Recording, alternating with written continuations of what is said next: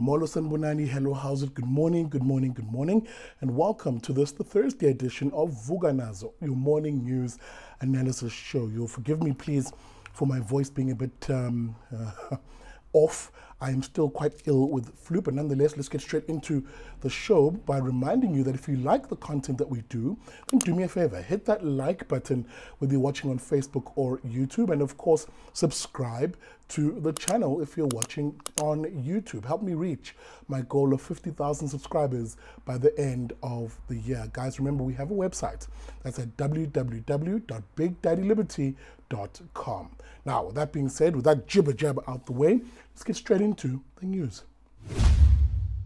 All right, we begin here this morning. We take you to Cape Town, indeed Parliament, where a bit of feedback for that story we did a while back. You remember I told you that Andre de Ruyter, the former CEO of Eskom, has basically called the ANC's bluff and has said he will appear before Parliament's SCOPA, or the Standing Committee on Public Accounts. That's the committee in Parliament that is a watchdog, if you will, on government spending. Now that is confirmed for next week, Wednesday, so keep your eye open for that one. But the chairperson, of course, of this committee, the IFP's Mkhuleko Hlengwa, was saying, yebo, it's thumbs up. De Ruyter will be appearing before the committee, albeit virtually. Now, that virtually provision is actually kind of important, because I said this when I covered this issue last time. We live in a country, unfortunately, where whistleblowers and those who try to do the right thing and try to tell the truth are systemically targeted by evil individuals in this country and are often have their lives in danger. There are many cases like this where whistleblowers have lost their lives. Now, let me just quickly read from this EWN piece, which gives a bit more detail as to what next week, Wednesday, will look like. Now, on Tuesday, SCOPA members were informed by the chairperson, Mkhuleko Hlengwa, who I mentioned is from the IFP, that De Ruyter had confirmed that he would appear virtually before the committee. De Ruyter's appearance is expected to be explosive, as the former Eskom boss will likely be grilled by parliamentarians regarding damning allegations of top politicians meddling in Eskom affairs. End of quote. Now, we'll keep an eye on this, because as you can bet your bottom dollar, De Ruyter is likely chomping at the bits in order to give more detail. Or who knows, maybe it might be all a damp squib and he might not say anything of value. Either way, those two options are a possibility rather for next week, Wednesday, and this show will keep an eye on this matter. All right, guys, I take you now to the headquarters of the Special Investigating Unit. That's the SIU. Now, those of you who are fans of the show will know that I've begun quite recently to make quite a meal of telling relatively good stories of law enforcement in this country when they register wins and when they make serious breakthroughs in investigating the crime, the corruption, and the malfeasance that characterizes South Africa. Now, again, I'm with the SIU, which have become a bit of a firm favorite on the show. This time they are busting the corruption rings at the National Student Financial Aid Scheme, that's NSFAS. Now, basically the SIU is going after what is often called ghost students. Those are students who are on the system but do not actually exist, yet payments are made to them, and double dipping and other corrupt activities. Now, you'll know, of course, that the Student Financial Aid Scheme has come under a lot of scrutiny recently, with the poor students who barely are able to afford their studies often citing that claims of the scheme not having money is because of the corruption. Now, let me read this independent piece, which goes into what the SIU, that's the Special Investigative Unit, is effectively trying to do. Now, the Special Investigating Unit is conducting an intense probe into the alleged looting of the National Student Financial Aid Scheme, and this includes ghost students, double dipping by students, and other corrupt matters. As mentioned, there were students who dropped out of universities, but money was still paid to these institutions. The unit said they wanted to get to the bottom of all these issues because they did not want NSFAS to continue losing money. Now, let me just pause from reading here for a moment and go into just how extensive and dangerous some of these corrupt activities are. We're not talking about, a bit of admin error or petty thieving by certain officials at times. These have now become very sophisticated multi-million rand criminal syndicates. One such scheme, for example, involves the fleecing or looting of money from NSFAS via student accommodation, fraudulently presenting certain student accommodation which either doesn't exist or the prices of which have been inflated by what is now syndicates who operate in this. Now let me read on because those syndicates are also now in the spotlight of the SIU, and thankfully arrests have been made and people are facing charges around this. Let me go back to the piece which says, the investigations will help to identify, of course, the loopholes in the system as well, where senior officials at the financial aid scheme who had a duty to ensure they protected the funds and that no money had been siphoned illegally. Now, the chief investigations officer at the SIU, Leonard Lekgotle, also told SCOPA, that's the Committee in Parliament on Public Accounts, there were syndicates operating in the student accommodation sector and they would also investigate this matter. Now, that's the one I wanted to come to briefly, just to give you a feeling, a sense of just how extensive these criminal syndicates are and how complex and they become multi-million rand operations. Let me jog your memory back to an 18 million rand syndicate, a UKZN student housing syndicate that was recently bust and people alleged to be involved in it, currently facing criminal charges. This, of course, involving UKZN staff and former SRC officials who had allegedly made 18 million rand exploiting Varsity and its owners. A Westville police investigation has exposed an underground network extorting as much as 18 million rand from landlords who are renting accommodation to students, end of quote.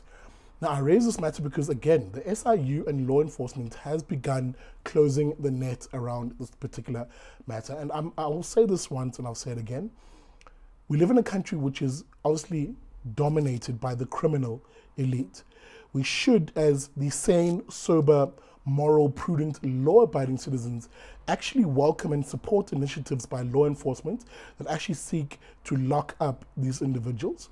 Because once this country finally defeats the scourge of having, say, the ANC in government, which is soft on crime, we will have to rebuild the society by effectively empowering law enforcement, those good elements of law enforcement, to expand their work and to really lock up all the criminal, filthy elements in this country that have stolen, looted, killed, raped, and pillaged.